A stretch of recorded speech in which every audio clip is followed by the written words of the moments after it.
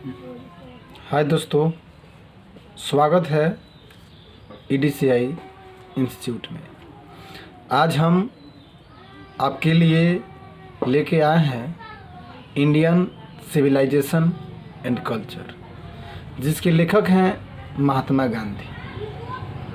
आज इस वीडियो में बहुत सारा इम्पोर्टेंट बातें बताई जाएगी, लाइन बाय लाइन एक्सप्लेन, और उसके बाद सब वर्ड मीनिंग का अर्थ। आज इंडियन सिविलाइजेशन एंड कल्चर, जिसके लेखक हैं महात्मा गांधी। यहाँ दिखाया गया है आपके टेक्स्ट बुक का हर चैप्टर उसके ऑथर के इंट्रोडक्शन के साथ शुरू होता है। इसलिए हम लोग सबसे पहले इंडियन सिविलाइजेशन एंड कल्चर के लेखक महात्मा गांधी के बारे में जान लेते हैं। इस चैप्टर में उनसे जुड़ी जो जानकारी दी गई है वह इस प्रकार है।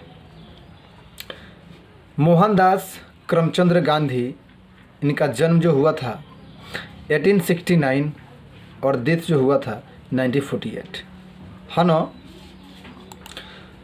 यानी पूछ देगा ऑब्जेक्टिव में कि मोहनदास यानी महात्मा गांधी का जन्म कब हुआ था, तो 1869 में हुआ था, कोई दिक्कत नहीं।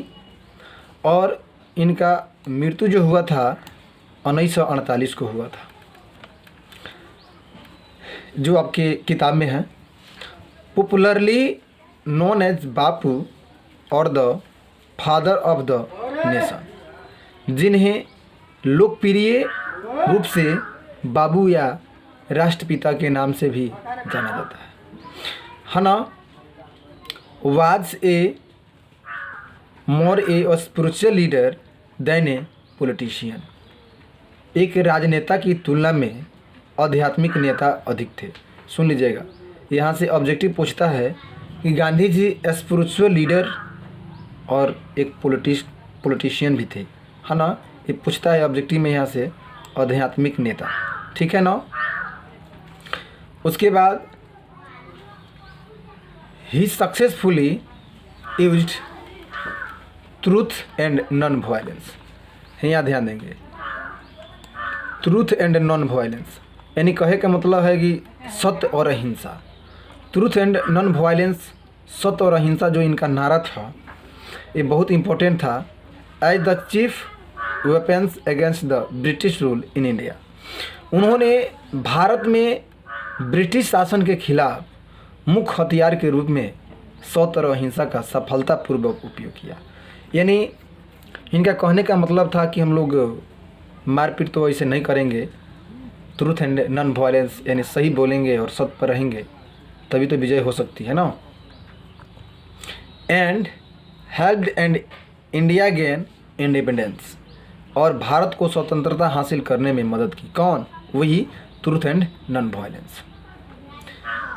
From 1950 till 1948 he completely dominated India politics।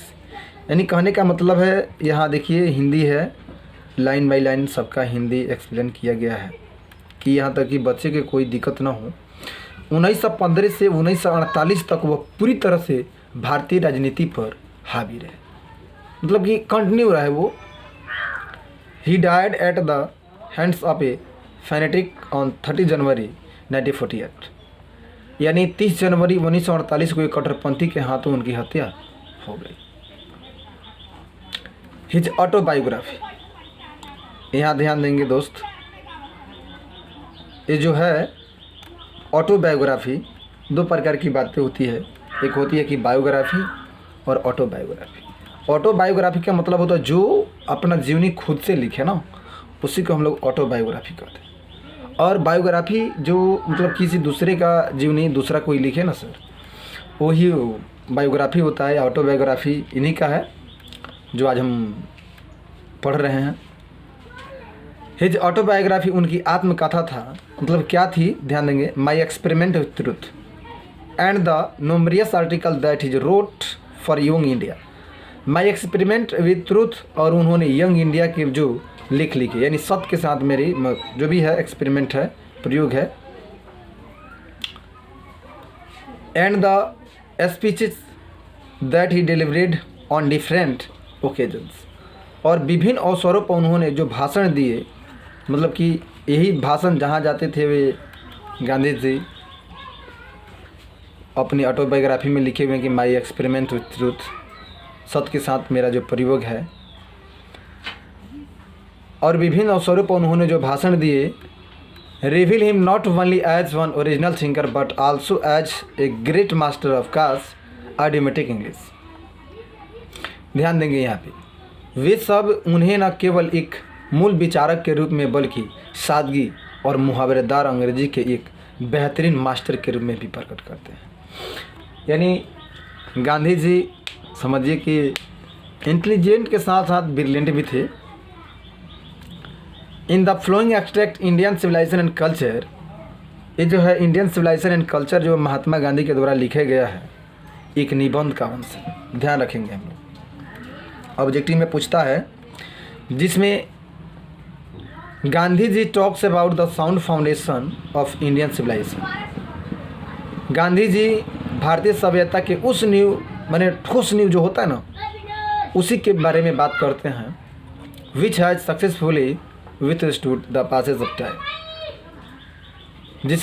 जिसके समय के बदलाव का पूरी दृढ़ता से सामना किया। क्या है मतलब कि यहाँ पे बताया गया है, कहने का अर्थ है कि इस निबंध में उन बातों पर चर्चा की गई है जिनकी वजह से इतना समय गुजरने के बाद भी भारतीय सभ्यता अस्तित्व में है।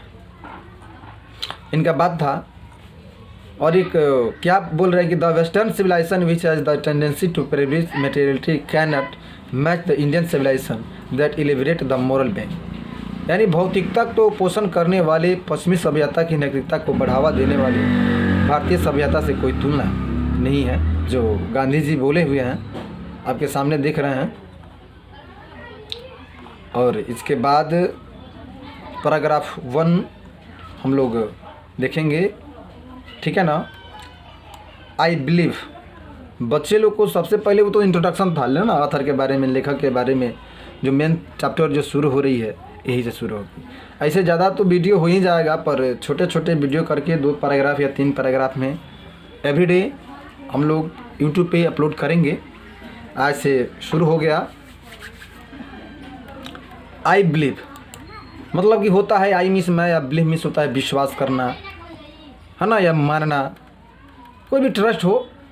तो गांधी जी बोल रहे हैं कि मैं मानना है, या मेरा मानना है that the civilization India has evolve, कि भारत ने जो सभ्यता विकसित की है is not to beaten in the world, वो दुनिया में अपराज्य है। यानी मतलब कि बीटेन कोई भी नहीं तोड़ सकता है।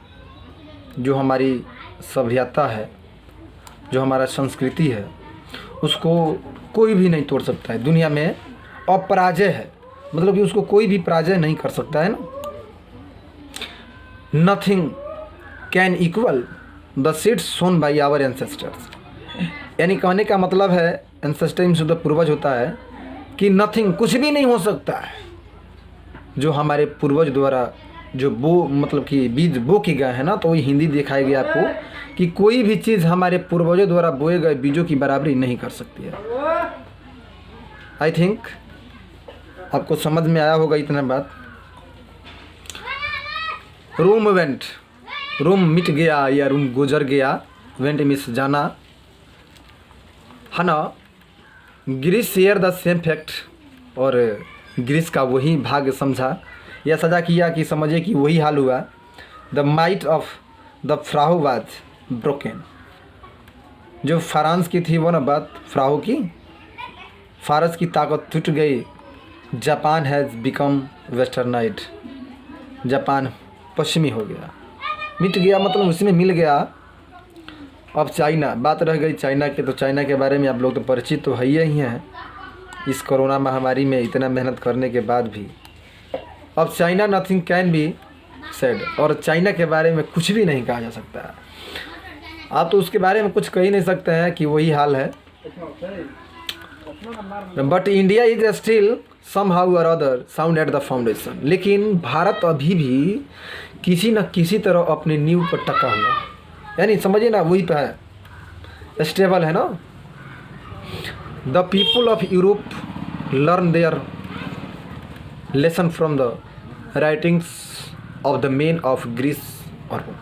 यानी कहने का मतलब है कि जो यूरोप के लोग हैं ना, ग्रीस या रोम के लोगों के लेखन से अपने कुछ सबक सीखा। जो लेखन है प्रचलित है, which exist no longer in their former glory, जो अब अपने पुराने वैभव में अस्तित्व में नहीं है। आज देख ही रहे हैं आप लोग, in trying to learn from them, उनसे सीखने की कोशिश में क्या, द यूरोपियंस इमेजिन, यूरोपीय लोग कल्पना करते हैं, इमेजिन करते हैं ना, that they will avoid the mistake of Greece and Rome, यही मिस्टेक गलती करते हैं कि वे ग्रीस और रोम की गलतियों से बचेंगे, है ना। वैसे मतलब कि उनका मानना है सच इज पिटिएबल कंडीशन, मतलब कि ऐसा उनका दयनीय स्थिति है, पिटिएबल कंडीशन है। पैराग्राफ 2 इसके अगले वाले वीडियो में हम लोग देखेंगे। तब तक इतने के लिए धन्यवाद।